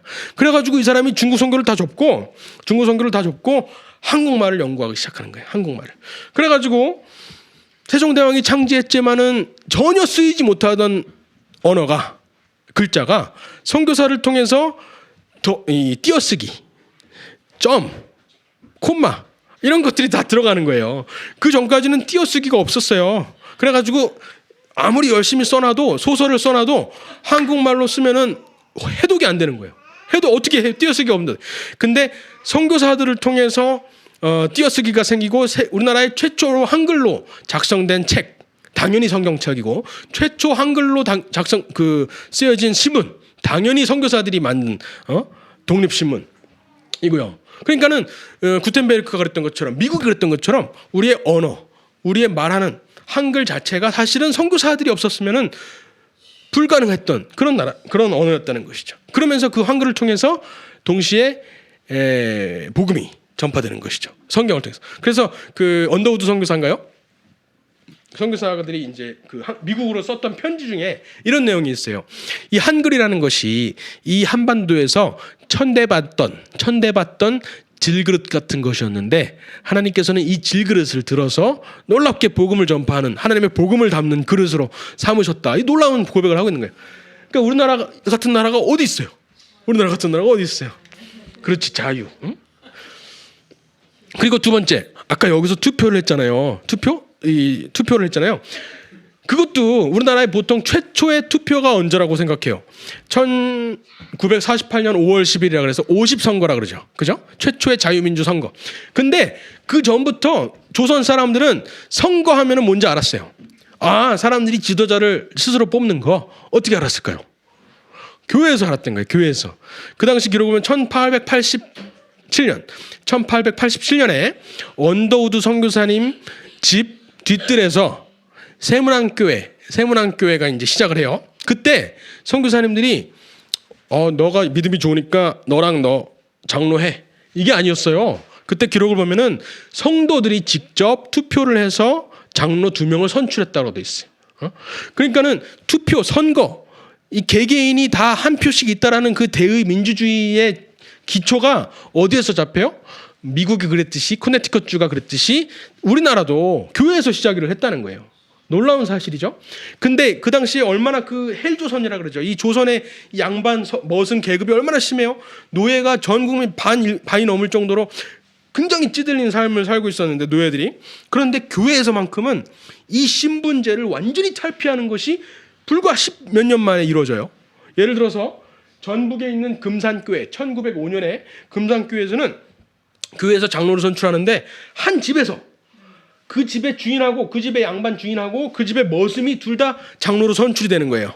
그러니까 근데 교회에서 그걸 투표를 했잖아요. 근데 그 결과가 머슴이 뽑힌 거예요. 머슴이. 그래가지고 그 기록을 보면은 막 사람들이 웅성웅성 어휴 어떡하지? 저 장로님 교회를 떠나는 거 아닌가? 저 그 양반 집주인이 교회를 떠나는 거 아니야? 이런 말을 했다 그래요. 근데 그 집주인이죠. 그분도 나중에 장로님이 돼요. 다음 해. 근데 그분이 나와가지고 아닙니다. 우리 집에서는 머슴일지 몰라도 교회에서는 장로님으로 모시겠습니다라고 딱 굴복을 완전히 신분제. 그 조선 민족을 완전히 이렇게 옥누르고 있던 신분제를 교회에서 탈피를 하기 시작하는 거예요. 또 이게 유명한 이자희 목사님. 더 놀라운 거는 그 장로님이 먼저 되잖아요. 머슴이. 그리고 자기가 다음 해 장로가 돼요. 양반이. 근데 그 먼저 되신 장로님을 자기 집의 머슴을 너무 아까우니까 평양 신학교로 보내서 목사를 시킵니다. 그리고서는 자기가 장로가 됐잖아요. 그 금산교회 거기에 다음 목사님으로 초빙을 해요. 자기 머슴이었던. 그러니까 너무나 놀라운 아름다운 스토리가 이자익 목사님하고 조덕상 장로님 이야기예요. 이자익 목사님은 나중에 이 미국 우리나라 그 교회사의 아주 거대한 인물로 총회장까지 이렇게 하십니다. 그리고 1910년에 곤당골 교회라고 있어요. 머슴들의 교회였어요. 머슴들의 교회. 거기도 이제 사실은 이제 완전히 철폐가 되진 않아요. 교회에서 최초로 시도하지만. 그래서 곤당골 교회의 머슴들이 그러니까 백정 이런 사람들이 예배를 드리기 시작하니까 양반들이 우리는 같이 못 앉아있겠다고 나가가지고 따로 교회를 차려요. 그런 일도 있었는데 어쨌든 그 곤당골 교회에서 백정이 양반들을 누르고 장로로 선출되는 일도 있었습니다. 그게 누구냐면은 유명한 박성출이라는 사람인데 그 사람이 백정 출신의 장로가 되고 인권 운동가가 되죠. 그런데 그 사람의 아들이 박서양, 이름이 서양이에요. 박서양인데 이 사람이 우리나라 최초의 외과 의사가 됩니다. 어쨌든 그런 놀라운 역사가 이미 이승만이 오기 전부터 이승만이 이 미국에서 이 유명한 이 철학을 공부해 오기 전부터 바닥부터 이미 사람들이 깨어나고 있었다라는 사실이에요. 그런 나라가 미국밖에 없는 줄 알았는데 우리나라도 그렇다라는 것이죠. 놀라운 것이죠. 그러니까 아까도 말씀드렸지만은 정치의 근본은 뭐예요? 교회와 예배, 그죠? 교회인데 그 말을 이승만 대통령이 하신 거예요. 어디서? 한성 감옥에서. 미국에 오시기도 전에 배제학당에서 그냥 의심의 눈초리로 선교사들 이 조선 땅에서 뭘 뜯어먹으려고 여기 와서 이렇게 하고 있나? 그렇게 의심의 눈초리 보다가 결국에는 자기가 잡혀가잖아요. 그 왕한테 대항해서 개혁파라 그래가지고 이제 잡혀가는데 거기에서 이 형틀을 메고 있는 상황에서 누가 이렇게 넘겨줘서 겨우 읽었죠. 성경책을. 근데 성경을 읽으면서 하나님을 만나는 거죠. 그래서 거기서 회심을 하고 이런 고백을 하는 겁니다. 이게 독립정신, 감옥에서 쓰신 독립정신에 나오는 건데 대한 사람의 새 물줄기는 예수 교회라. 교회에서 감화한 사람, 교회에서 거듭난 사람이 더 많이 생길수록 정치의 근본이 바로 잡힌다. 이 어찌 교회가 정부의 근원이 아니리요. 이렇게 아까 말씀드린 성경적 정치관 이것을 그대로 독립 정신을 통해서 말씀하고 계신 거예요. 놀라운 거는 아직 미국에 가기 전이라는 거죠. 김구 선생님도 그렇게 말씀하시죠. 그 백범일지나 이런 거 보면은 경찰서 100개를 세우는 것보다 학교 10개를 세우는 게 낫고 학교 10개를 세우는 것보다 교회 하나 세우는 게 낫다. 평양에는 이런 얘기도 있었잖아요. 평양 대부흥 운동 막 있을 때 경찰들이 교회 왔대잖아요. 교회 가면은 자기 죄를 고백하는 사람들이 막 나오니까 교회 가면은 범죄자를 잡을 아니 실제로 그때 기록이 있어요. 그랬다가 경찰도 막 회심하고 그런 일이 있었다. 그런 일들이 뭐 비일비재했습니다. 교회를 통해서 도덕이 양심이 깨어나고 도덕이 살아나고 정치의 근본이 바로 잡히는. 그래서 어느 나라에서 어느 마을 옆마을 가고 맨날 둘이 싸우는 마을이 있었는데 이 마을 아이들이 이쪽 마을을 지나가면서 항상 했던 짓이 수박 서리하고 떨어지는 열매 따고 막 그랬었다는 거예요. 근데 어느 순간부터 갑자기 서리를 안 하더라는 거예요. 아이들이 심지어 그냥 떨어져 있는 거니까 당연히 들고 갈 법한데 떨어져 있는 열매조차도 안 들고 가는 것을 목격하고 이 마을 사람들이 마을의 리장이랑 모여가지고 저쪽 마을에 가서 당신네 아이들이 도대체 언제부터 이렇게 착해져가지고 서리도 안 하고 그러느냐 이렇게 물어봤다는 거예요. 그런데 그 의장이 이 책을 읽고 그랬다. 그러면서 이 성경책을 줬다는 거예요. 그런 얘기들이 뭐 무수하게 많습니다. 결국에는 교회를 통해서 자유 사상을 깨우치고 평등 사상을 깨우치는 거죠. 근데 그런 내용들이 그 신학월 이것도 한성 감옥에서 쓰신 것이네요. 이승만 대통령께서 하나님께서 타국 사람에게는 모든 권리를 주시고 우리에게는 사지백체와 이목구비를 안 해주셨겠는가? 당초 미국이 독립하여 저렇듯 영원 무궁한 복락의 기초를 잡은 것이 다 하나님의 이치를 밝혀 모든 사람이 다 하나님으로부터 평등하게 창조되었다는 것을 깨닫게 되었기 때문인 거로 그 독립선언문 아까 읽었던 독립선언문을 모든 미국 국민이 외워오면서 감동하는 바라 이렇게 말하는 겁니다. 예수교가 가는 곳마다 기독교가 가는 곳마다 변혁의 주의가 자라나서 교회로 말할진대 마틴 루터 씨가 개혁을 통해서 다시 바로잡았고 정치로 말할진대 와싱턴 씨가 조지 워싱턴 일대 대통령 와싱턴 씨가 그 뜻을 드러내었다. 이 감옥에서 세상에 선교사님들이 이렇게 많이 가르쳐 주셨을지 어떻게 하나님이 가르쳐 주시는 거죠. 그리고 독립정신의 마지막 결론이 그겁니다. 저 독립이 어떤 독립 같으세요? 저 독립은 청나라부터의 독립인 줄 알았는데 일본으로부터의 독립인 줄 알았는데 그것도 아니에요. 하나님 앞에 홀로 선다는 뜻의 독립이었어요. 그 내용을 보면은 도우떼체가 이 내용의 특히 마지막에 결론 부분에 가면은 자유, 정치, 문명, 개인이 바로 서기 위해서는 모든 사람이 하나님 앞에 홀로 서야 된다. 이렇게 말하는 거예요. 그래서 그래야만 두려운 마음으로 죄를 짓지 않고 착한 마음으로 감사한 마음으로 착한 일을 하지 않을 수 없다 이렇게 말하는 거예요. 그러니까 아무도 보지 않을 때 나쁜 짓을 하지 않을 이유가 뭐예요? 아까 사람과 사람 간의 계약이었다면 아무도 보지 않고 누군가에게 피해만 주지 않는 것이라면 나쁜 짓을 해도 되고 착한 일을 안 해도 되겠죠. 그죠? 사람과 사람만의 계약이라면. 그런데 그렇지 않죠. 기독교는 인간보다 크신 창조주로부터 받은 법을 지키는 것이기 때문에 그것이 바로 도덕이기 때문에 도덕이 성립하는 거잖아요. 그러니까 하나님을 믿어야지만 아무도 보지 않을 때 착한 일을 하고 나쁜 짓을 안 하는 거예요. 서리를 안 하는 거예요. 그런 식으로 양심이 깨어나는 거죠. 그것이 바로 잡혀야만 나라가 정치가 바로 잡힐 수가 있다는 사실을 독립정신에서 그러니까 독립은 결국 하나님 앞에 홀로 선다라는 뜻의 독립인 것이죠. 그리고 한국교회 핍박이라는 책 하와이로 가서 이제 그 103인 사건이라는 것이 일어나서 하와이로 가서 하와이에 도착하자마자 한국교회 핍박이라는 책을 써요. 이게 뭐냐면은 사람들이 보통 생각하기로는 한국교회 핍박 일본 사람들이 한국 사람들을 얼마나 심하게 핍박하는지를 미국 사람들한테 고발하는 내용이라고 생각을 하죠. 물론 그런 생각도 있어, 그런 내용도 있어요. 그런데 한국교회 핍박의 내용을 잘 보면은 그게 아니라 내용은 그거예요.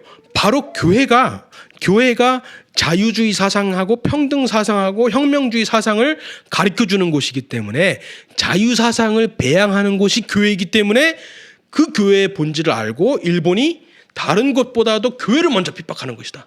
그러면서 교회의 역할, 정치에 있어서의 교회의 역할을 이승만이 가르쳐주는 책이 바로 한국교회 핍박이었던 것이. 그 내용을 보면 그렇습니다. 결국 교회를 세우는 것이 나라의 독립과 건국에 필수적이다라고 하는 거죠. 그래서 하와이에서 가장 먼저 교회를 세우시는 거예요. 아직까지도 있죠. 한인 기독교회라고 하와이에 가면 있습니다. 그리고 하와이에 가서 이 대한민국을 구상을 하시는 거예요. 하와이가 저는 몰랐는데 8개의 섬이 있대요. 그래서 8개의 섬에 근데 한국 사람이 다 들어가요. 조선 사람이 다 있는 거예요. 옛날에 이승만이 오기 20년 전에 인천에서 거기서 사탕수수 하라고 하와이로 이민을 온 거예요. 그러고서 잊혀져 있었어요. 한국말도 잊어버리고 뭐 조선 특히 여자들이 막 노예로 팔려다니고 이런 거를 이승만이 가서 보고서는 너무나 안타까워하면서 그 여학생들을 다시 한글을 가르치고 이런 그런 사역을 하시죠. 어쨌든 그러면서 8개의 하와이 섬에 한인이 없는 데가 없는 거예요. 그러고서는 뭐라고 하시냐면 이 8섬에 한인 안이 가 있는 곳이 없으니 가히 조선 팔도라. 바로 여기에서 이 하와이에서 대조선을 만들어낼 기초가 잡히기를 바랄지니 하나님이 10년 전의 일이로 미리 내가 오기 전에 미리 하나님을 보내주신 것이 분명히 하나님의 기쁜 뜻이 있을 것이다 라고 말씀을 하시면서 대한민국의 기초를 닦기 시작하는 거예요. 이 하와이가 그때는 미국의 50번째 주가 아니었어요. 그때는 그냥 US 테리토리였고 그때는 하와이의 여왕이 있고 그랬었는데 어쨌든 거기에서 대한민국을 구상을 하신 것이죠. 그러고 나서 몇 년 뒤에 기미 독립 선언을 하잖아요. 일본에서 먼저 2월 달에 기미 독립 선언을 하고 그다음에 이제 3.1절에 기미 독립 선언을 하는데 이때도 그 내용을 읽어보면 일본에 대한 지금 가리키기로는 우리나라 교과서에서 요즘 가리키기로는 일본이 얼마나 우리를 악재하고 우리를 핍박하고 뭐 유관순 뭐 너무나 고통스럽게 지내는 것에 대한 어떤 항거하는 그런 의미로만 3.1절 독립선언서를 보통 배워요.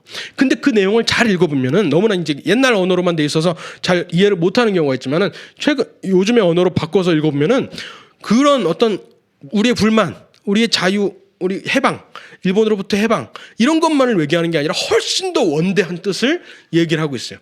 인류 대의의 목적을 그 조그만 나라 완전히 식민지 나라에서 그런 뜻을 생각을 하고 발상을 하고 선포를 할 수가 있었던 거예요. 근데 이 기미 독립선언을 누가 쓰죠? 최남선이라는 당시 29살밖에 안 된 청년이 쓰는데 이 사람이 나중에 회고를 하는 거예요. 이 독립선언서를 어떻게 자기가 쓸 수가 있었는지를 뭐라고 하냐면은 나는 대체로 어려서부터 기독교 서적을 많이 읽었고 또 기독교인들과 수시로 자기는 기독교인이 아니었어 또. 근데 수시로 기독교인들과 상종을 하는 동안에 자연히 기독교적인 사상을 가지게 된 것이다. 이렇게 말씀하시는 거예요. 그러면서 독립, 자유, 평등, 정의 이런 말이 전부 다 기독교에서 나오는 것이기 때문에 그런 만큼 기독교를 빼고서는 이 독립선언서에 담긴 사상을 이해할 수가 없다. 이렇게 말해요. 그래서 독립선언 33명인가요? 그중에 절반이 기독교인이었던 것이죠. 그리고서는 그 해 한 달 뒤에 4월에 필라델피아에서 1919 필라델피아 제1차 한인 자유대회 First Freedom Congress를 엽니다. 왜 필라델피아에서 열었을까요? 당연히 미국의 건국을 따르기. 그때 서재필하고 또 다른 한 사람밖에 필라델피아에 안 살았어요.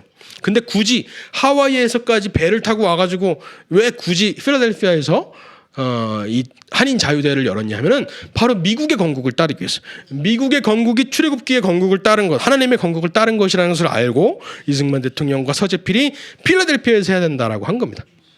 그리고 이 유일한 그때 24살 유일한이라는 사람 그 독립운동가가 24살이었는데 그 얘기를 하는 거예요.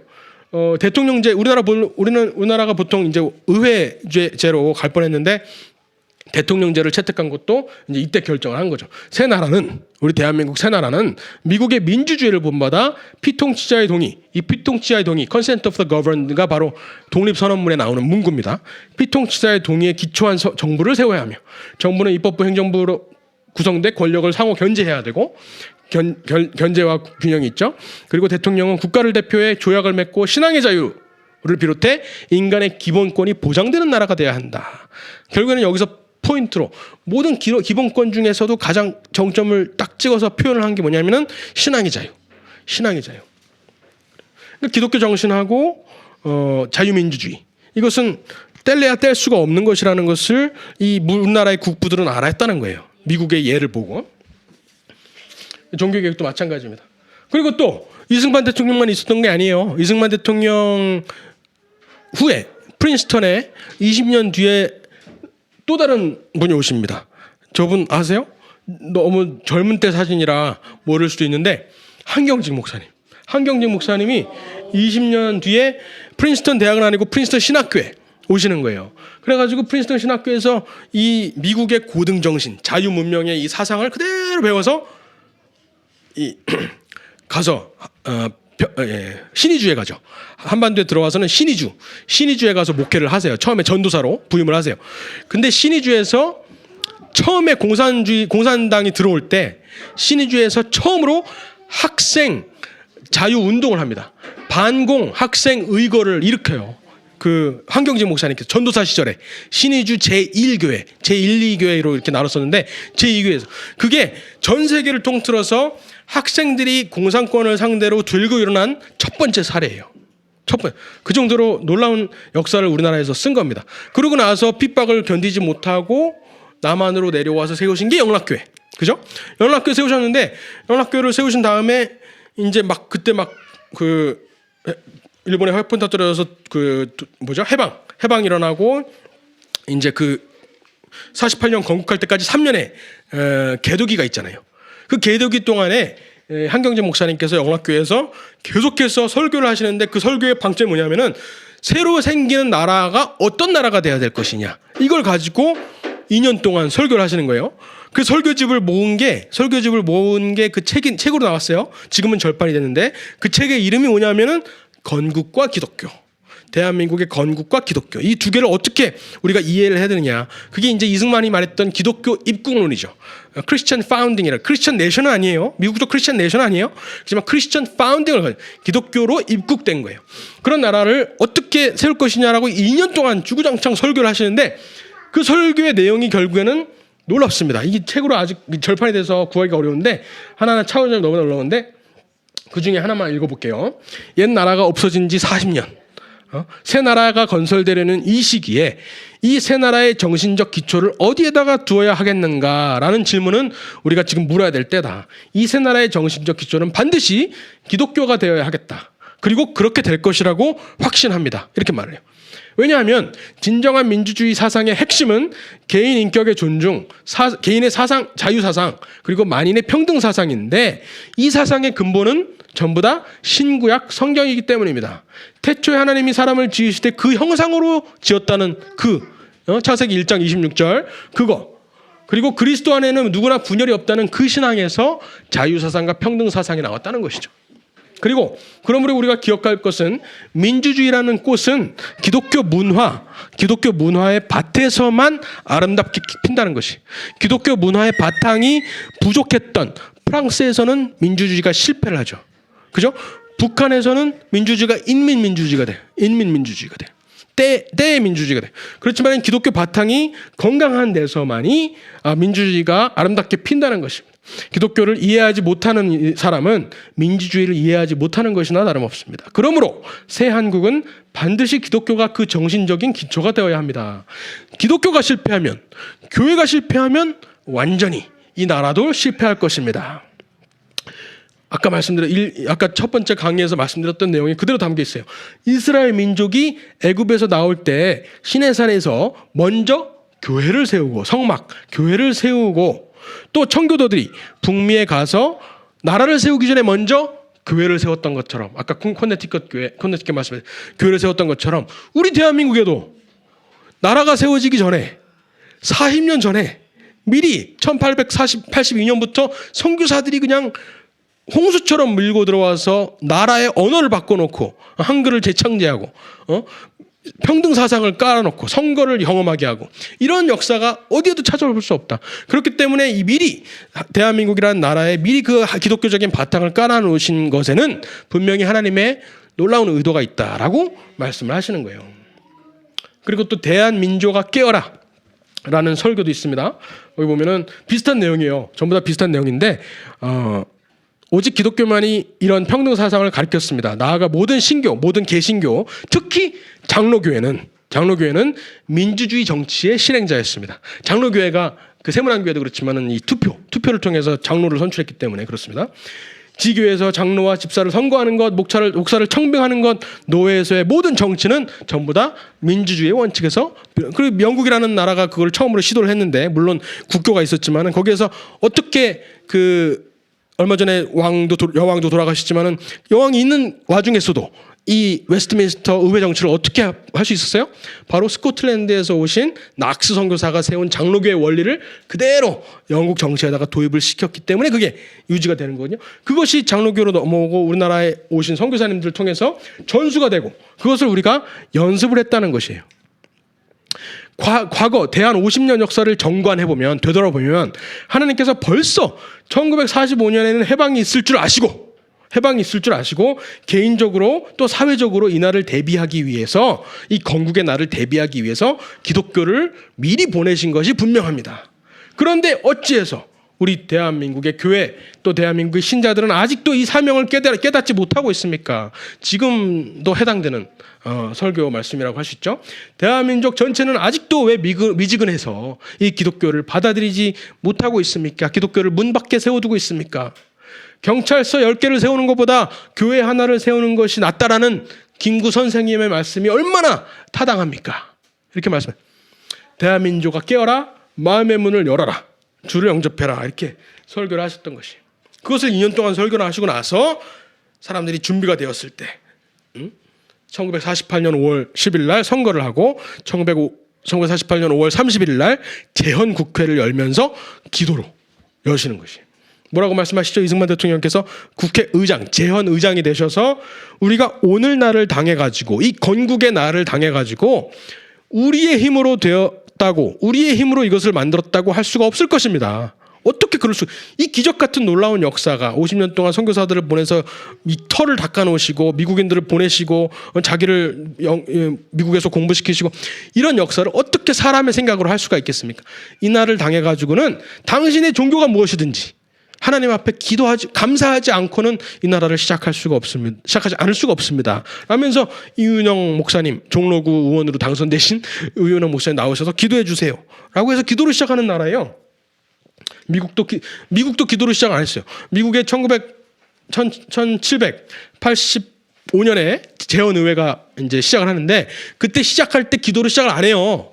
그래가지고 나중에 며칠이 지난 다음에야 벤자민 프랭클린이 그 기록을 보면 이렇게 나와요. 아니 우리가 이 놀라운 원대한 하나님의 뜻에 따라서 나라를 세우는 이 일에 봉착을 하면서 하나님 앞에 기도하는 것을 까먹었다. 벤자민 프랭클린이 그러면서 지금이라도 늦지 않았으니까 기도하고 시작하자 이렇게 말을 하는데 거기에 있었던 약간의 이제 날라리 기독교 신자들이 반대를 합니다. 아니 무슨 뭐 우리 세속 정부를 세우는데 뭐 그렇게까지 하냐 그래가지고 막 싸우다가 결국에는 며칠 뒤에서야 무릎을 꿇고 기도하는데 그 기도하는 장면도 누가 또 나중에 그려놓은 그런 것이 있죠. 어쨌든 우리나라가 이렇게 기도로 시작을 한 것입니다. 그런데 나라를 그렇게 세웠는데 북한에는 완전히 반대되는, 아까도 말씀드렸지만 사람의 건국, 그죠?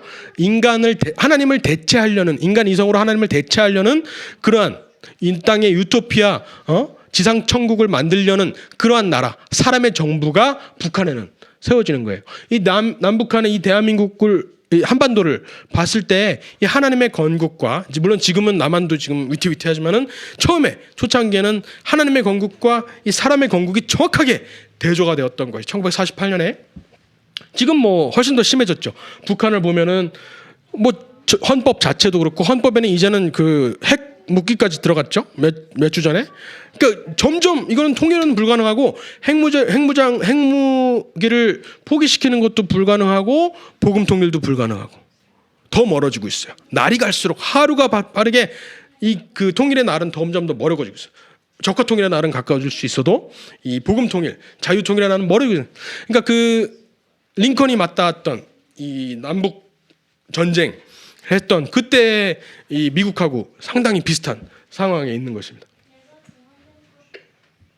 그래서 그 이승만 대통령도 이것이 반쪽 건국이라는 것을 고백을 하시죠. 48년에 대한민국을 세웠지만 50년에 북한이 쳐들어왔을 때 그때 북진을 해서 낙동강까지 우리가 쳐들고 들어가서 북한을 해방시켰어야 되는데 그거를 못하고 다시 38선으로 내려와서 이 선을 긋고 휴전을 합니다.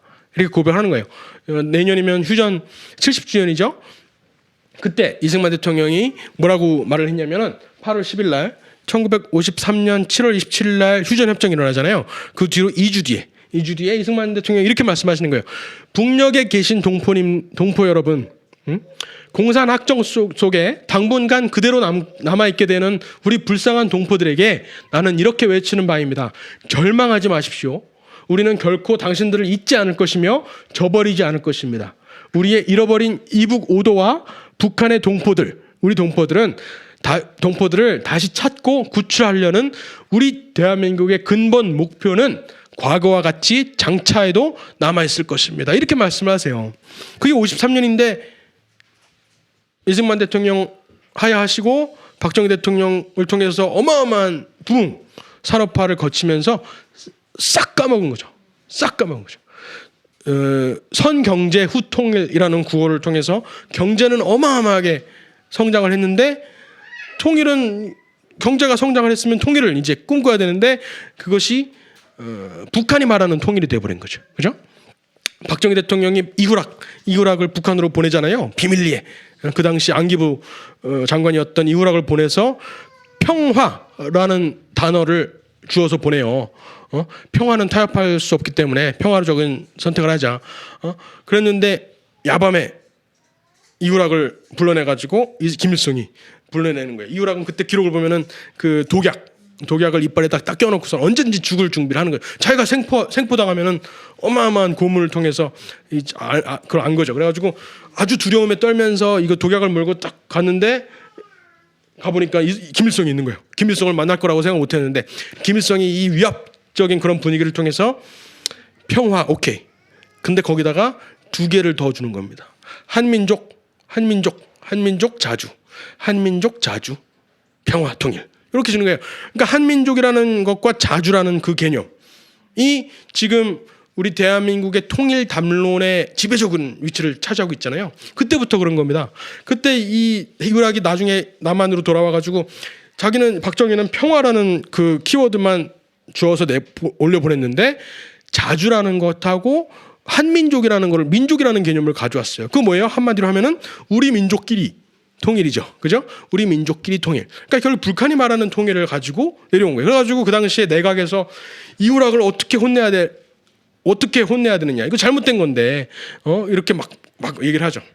그런데 어쨌든 거기에서 이기지 못하고 결국 이 세 가지의 통일 담론을 형성하게 되고 그때부터 첫 단추가 잘못 깨어지는 바람에 지금까지 이 질질 끌려온 겁니다. 북한의 통일 전략, 이 우리 민족끼리라는 그 통일 전략에 끌려온 것입니다. 그런데 이것은 우리 이승만 대통령만 말씀하신 게 아니에요. 한국전쟁 기념관 여기 워싱턴 DC가 있잖아요. 그 한국전쟁 기념관을 세우신 의회에다가 로비를 해서 세우신 분이 이 윌리엄 웨버라는 대령님이신데 이분은 잘 보시면은 팔 하나랑 다리 하나가 없어요. 한국 전쟁에서 그 당시에 이제 대위였어요. 대위 중대장이었는데 전쟁 중에 수류탄을 하나 맞고 다리가 하나 딱 날아간 거예요. 그래서 쓰러져서 의무병을 기다리는 동안에 수류탄이 하나가 더 떨어져가지고 팔이 날아간 거예요. 그래서 팔 하나랑 다리가 하나가 없는 상황에서 의무병을 통해서 후송을 당하는 겁니다. 독일로. 근데 후송을 되는 과정에서 계속해서 웨버 대위가 하는 말이 나를 절대로 전역시키지 말아라. 나를 절대로 전역시키지 마라. 이렇게 말하는 거예요. 그래가지고 미국 육군에서 이 사람을 전역시키지 않고 팔다리가 없는 상황이지만은 이 데스크 잡을 주는 거예요. 그래가지고 대령까지 하게 됩니다. 대령까지 하면서 평생 한 게 뭐냐면은 한국 전쟁을 잊히지 않게 하려고. 한국 전쟁이 Forgotten War라 그러잖아요. Forgotten War, 잊혀진 전쟁. 잊혀지지 않게 하려고 전국에다가 의회에 로비를 해가지고 한국 전쟁 기념관을 세우는 거예요. 그 중에 하나가 워싱턴 DC에 있는 그 Freedom is not free라고 써 있는 그 18개 동상이 있잖아요. 그 동상 중에 한 명이 웨버예요.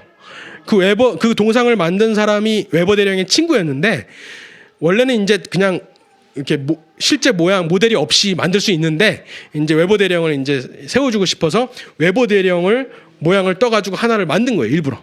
그래서 파초 우위 안고 이렇게 하고 있는 사람이 웨버 대령인데 어쨌든 그 사람이 세웠고 지금 이번에 한국전쟁 기념관을 확장을 했잖아요. 5만여 명의 그 한국전쟁 참전 용사들의 이름을 다 적었죠.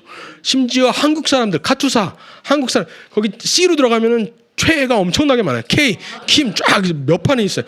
그러니까 한국 사람 이름이 미국 국립공원에 들어가 있는 거는 처음이에요. 한국 사람이 아니라 외국인 이름이. 그러니까는 놀라운 업적이죠. 그거를 외부 대령이 한 거예요. 의회에서는 반대를 했어요. 외국인들 너는 이름을 넣는 사례가 없다. 근데 외부 대령이 우리의 전 똑같은 전우라 그러면서 고집을 부려가지고 이름을 넣게 되고, 근데 의회에서는 오케이 하는데 돈은 줄 수 없다. 허락은 하는데 워싱턴 DC에다가 세울 수 있는 권한은 주는데 돈은 네가 알아서 벌어와라. 그래가지고 웨버가 이게 허가 떨어진 거는 10년 전인데 10년 동안 모금을 해가지고 한국 정부에서도 물론 돈을 내고 삼성 뭐 기업들에서 돈 받고 민간인들한테 받고 해서 아마 한국 교회에서도 한인 교회에서도 아마 돈을 받았을 거예요. 그래서 지금 건립을 한 겁니다. 그게 올해 7월달에 개막이 됐죠. 이분이 이 개막을 못 보고 돌아가셨어요. 못 보고 지금 5월인가 몇 달 전에 돌아가신 거예요. 근데 그분을 이제 작년에 만날 수가 있었는데, 작년에 만나서 이제 그때도 이제 정신이 오락가락하세요. 그래서 한국 청년들한테 하시고 싶은 말이 마지막으로 하고 싶은 말이 있으시냐고 제가 물어봤어요. 그랬더니 뭐 한국 사람들이 한국 전쟁을 잊어버리지 않았으면 좋겠다. 뭐 이런 뻔한 말이 나올 줄 알았어요. 근데 그게 아니라 이런 말씀을 하시는 거예요. 내가 한국의 반쪽만을 구하려고 내 팔다리를 버린 게 아니다. 한국의 반쪽만을 구하려고 내 전우들이 다 죽은 게 아니다. 그러니까 자유롭고 연합된 Free and United Korea, 그 꿈을 절대로 잊지 말아라. 이런 말 하시는 거예요. 그러니까는 어마어마한 업적을 하고 대한민국의 성장을 그렇게 보시고 충분히 만족감을 느끼면서 마지막을 이렇게 보내셔도 되는데, 그게 아니라 북한을 해방시키지 못한 것, 끝까지 자기가 싸워가지고 북한을 해방시키지 못한 것을 한으로 품고 돌아가신 거예요. 장례식에도 갔었는데 장례식 이제 그 웨버 대령의 업적들을 쫙 적어놓은 쪽지가 있더라고요. 거기 맨 마지막에 His last regret, 그의 마지막 후회는 통일된 한국을 못 본 것이다. 이렇게 적혀 있더라고요. 그러니까 미국인도 이런 생각을 가지고 있다라는 것이 이승만 대통령뿐만 아니라. 근데 이승만 대통령은 대한민국의 통일뿐만 아니라 훨씬 더 큰 그림을 보고 계셨죠. 이 어떤 선교 역사, 구원사 역사를 보고 계셨어요. 대한민국에서는 북한 동포들을 잊지 마시오. 북한 동포에는 절망하지 마시오. 이 정도의 메시지를 보내셨다면, 그 다음에 1953년 지나고 1954년에 여기 의회에 와서 여기 의회에서 연설을 하시는 겁니다. 여기서 뭐라 그러시냐면은, 여러분 감사합니다. 특히 어머니들 감사합니다. 이렇게 말씀하세요. 아들들을 보내주셔서 감사합니다. 그때 막 기립박수를 하죠. 그러고 나서 뭐라고 하냐면은, 그런데 38선에서 여러분 멈추신 거, 그거 어떡하실 겁니까? 그거 어떡하지? 그리고 38선을 넘어서 북한뿐만 아니라 저 중국은 어떡할 겁니까? 한국 전쟁하는 도중에 중국이 공산권으로 바뀌잖아요. 마오쩌둥이 접히면서 장개석 쫓겨나고 대만으로 쫓겨나고. 그러니까 저 중국이 공산화된 건 어떡할 겁니까?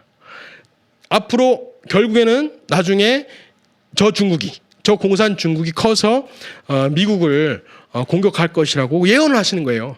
지금 실현이 되고 있잖아요. 그 예언이 지금 실현이 되고 있어요.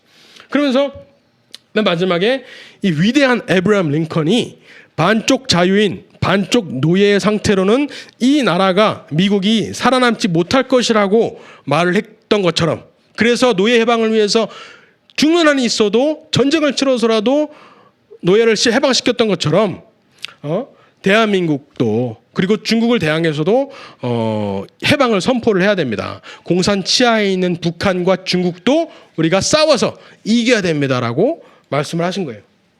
그때 저 의회에서 그 말을 안 들었기 때문에 지금 이 미중 간의 싸움이 있는 것입니다. 이승만 대통령은 그리고 한반도의 구원망을 얘기하지 않았어요. 이 하나님께서 하와이에서 쓰신 내용입니다. 이때 이렇게 쓰세요. 하나님이 한국 사람을 특별히 택하사 동양의 예수교 문명, 기독교 문명을 기초 잡게 하신 거로, 우리가 이때 한국 교회 일에만 전념하면, 한국 교회만 바로 세우면 우리가 우리나라뿐만 아니라 일본과 천국이면 중국이에요. 중국도 다 예수교로 인도할 것이다. 이렇게 말씀하시는 거예요. 그러니까 대한민국을 기점으로, 대한민국을 통해서 대한민국의 교회가 교회 일에만 전념하면 우리의 우리의 우리의 원수인 일본하고 우리의 더 큰 원수인 중국도 우리가 기독교로 복음화 시킬 것이다 라는 꿈을 하와이에서 꾸셨다는 거예요. 그렇죠. 그러니까 결국에는 아까 아브라함 카이퍼가 프린스턴에서 공부하신 것이죠. 아브라함 카이퍼가 말했던 이 고등 정신이 예루살렘에서 시작해서 유럽을 건너와서 미국으로 왔는데 미국의 태평양 기슭에서 어디로 갈지 몰랐는데 이승만 대통령과 선교사들을 통해서 다름 아닌 한반도로 딱 떨어진 거예요. 한반도로 떨어진 거예요. 여기에서부터 어디로 갈까라고 이승만은 생각을 하신 것이죠. 중국을 넘어서 회교권을 신장 위구르 있잖아요. 거기 회교권을 넘어서 거기 있는 무슬림들을 통해서 이슬람권 회교권에 들어가고 결국에는 복음이 예루살렘까지 돌아가는 그 놀라운 원대한 하나님의 어떤 구원사를 이승만 대통령은 보신 것이죠. 너무나 놀라운 통찰력이죠. 그래서 결국에는 이 한국과 미국의 어떤 소명, 오늘의 주제잖아요. 한국과 미국의 소명이 무엇이냐라고 했을 때 이것은 단순히 북한만을 해방시키는 것에서 끝나지 않습니다. 북한의 해방으로 시작해요. 우리의 북진, 우리의 복음의 북진으로 시작하지만 결국에 그것은 복음의 서진을 완성시키는 그러한 통로가 된다라는 것이에요. 이승만 대통령이 꾸었던 것이고 그 다음에 선교사님들이 다 꾸었던 것이고 한경직 목사님께서도 꾸었던 것입니다. 근데 그것을 한국 교회가 잊어버리고 있는 그러한 놀라운 것이죠. 그래서 북한의 암흑지대를 우리가 북진을 생각할 때 이 원대한 하나님의 놀라운 구원사를 생각하면서 그 놀라운 역사에 동참한다는 그러한 생각으로 복음 통일을 생각을 해야 될 것 같습니다. 그러니까 우리에게도 그 당시에 리버티벨 같은 그런 상징이 필요한 것이에요. 우리나라의 건국 정신을 우리나라의 건국도 기독교적인 가치관 크리스천 파운딩이었다라는 것을 계속해서 상기시켜주고 우리 교회의 역할 정치가 지금 너무나 시끄럽고 더럽고 참 추악한 면들이 많이 나오는데 그 이유가 바로 어디에 있냐면은 교회가 잘못돼서 교회가 제 역할을 못했기 때문에 이상한 사람들이 자꾸 정치판에 나온다는 것을 우리가 깨닫고 우리가 알고 교회의 본연의 모습을 회복하면은 결국에는 북한 통일을 뿐만 아니라 어떤 자유의 서진, 복음 문명의 서진까지도 우리가 꿈꿀 수가 있다라는 것입니다. 시간이 많이 되었습니다. 여기서 강의를 마치도록 하겠습니다. 감사합니다.